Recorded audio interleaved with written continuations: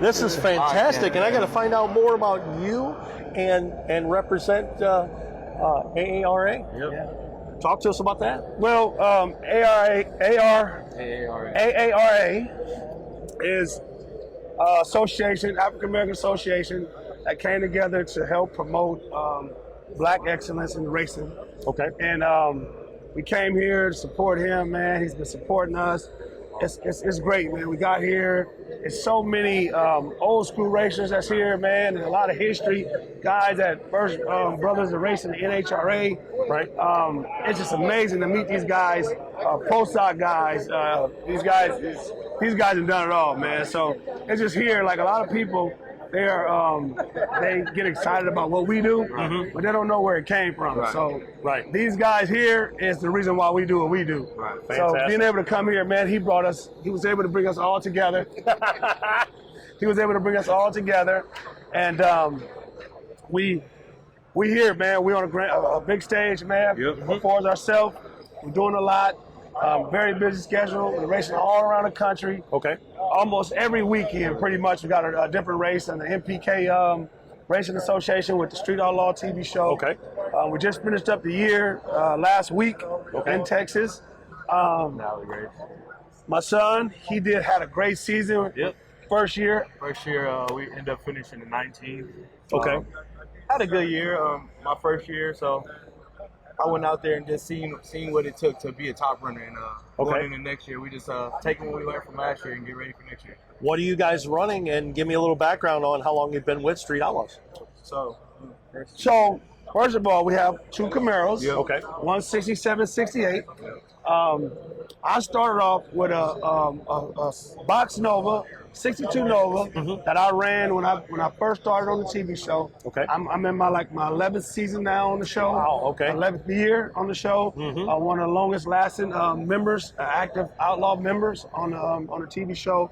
I ran for a long time, man. I race on the street, we race on the track, just wherever there's racing at, I'm there, man. I put a lot of work in, and my kid was coming up. He'd been racing, he'd been driving, and I say, there's no better place to introduce him to the world out here on the street outlaw world, and brought him in. Yeah, so I'm in a 67 Camaro, Pro Charge Camaro. Okay. I started off in a 2000 Firebird. It's had a small, nice motor, and graduated to this car now. It's a big Pro Charge Semi. So Nice. yeah, it's definitely night and day from that car to this car now. One thing that I did leave out is we are from California. Yeah, okay. I'm the team captain for California's racing team. Okay. It's about 8 to 10 of us now. Yeah. 8 or 10 of us. Even on the street, we got a little more. Right. So I got a street crew, a street team, and a MPK track team. Okay. So I am the leader of the California team, and we represent California, man. We just out here trying to put us on the map. Nice. Yeah. Well, we push what drives youth, YOUTH, all the time. So I'm glad to see that you're helping promote the next generation. Right. That is incredible, and I thank you for doing that. And if you guys are mentoring any other people, getting other people into the sport, into the industry, thank you. Yes, that's our goal. So that's one thing about it. I feel like a lot of the drag racing is dying off, and I feel like Street Outlaw helped revive racing. Right. I really do. It gets it into people's gets living it- room, right. and it gets it into general social circles. And it goes generates to the young. We got so many young fans. It's crazy. Right.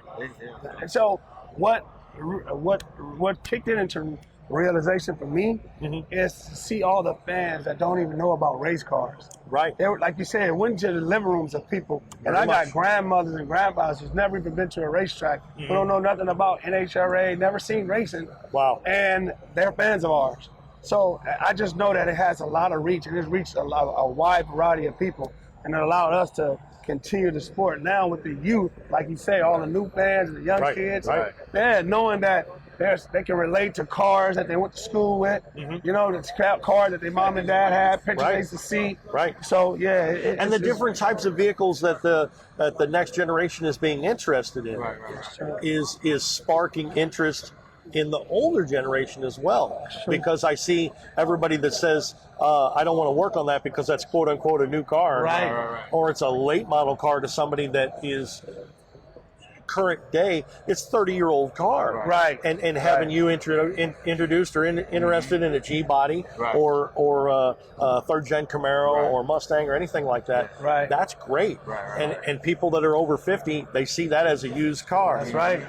And you have to take that mentality and push it to the old guys, and everybody starts changing their mind. That's right. So what drives you? How did you get here? What's your background on racing and things? Even before Street Outlaws. Well, I've been in racing my whole life. Okay. Generational racing. We are the third generation of racing. Okay. My dad and my uncle raced. That's all I knew. They street raced. That's all they did was street race. I even still have their '68 Camaro at home in the garage. You know, I kept it on the wraps because my whole life, man, that's all I knew was racing. I knew racing and playing basketball, two things. And racing a car was the most amazing thing in the world to me growing up. You know, and when I go to my family house, they would hear me sounding like a race car. I was 2-3 years old, and they would yell at me, "Keep that noise down." But that's all I knew, man. So racing is in my blood.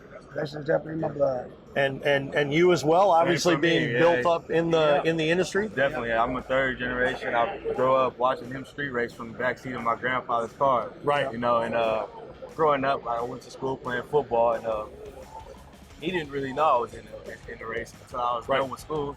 He was the father, like, you in sports, focus on sports. We're gonna do this after. Right. But once I was done with that, I was like, Dad, I'm ready to jump in the car. Right. That's what we did. Yeah. And you just said, hey, I grew up with it. I'm interested in it. Yes. Right, exactly. Yes. Yep. Man, that's fantastic. And it's great to hear about the youth being interested in the sport. That is the biggest thing that we push. 100%. Yes. So it's been great talking with you today. Yes, I hope you enjoy SEMA 2022. Thank you very much. Yep. All right. All right. Yep. Speed over to our friends at racingjunk.com and sign up for a Pro Club membership. Use the code GETOUT to receive a discount when you sign up for a Pro Club membership. You know, Jason, we sure get to talk a lot. Yes, and some of us more than others. Who, me? I'm not pointing any fingers. Yes, you are. But we want to hear from our listeners. Just go to our website, Get.Out.N.Drive.com, scroll to the bottom of the page, and click the listener hotline button. We want to hear from you. Cool stories, breakdown stories, Questions, comments, hate mail, even hate mail? even hate mail. You got a car show in your area? Let us know. Tell us an interesting story. Let us know what you like to get out and drive. Cruise on over to our website, Get.Out.N.Drive.com, for all the info you never wanted to know about our podcast. Hit us up on our listener hotline, be the first to know what's happening, get industry news, and grab your Get Out and Drive merch. Connect with us on social media. Find us on Facebook, Instagram, and TikTok. Follow us on Twitter at Get.Out.N.Drive.Pod. What drives you?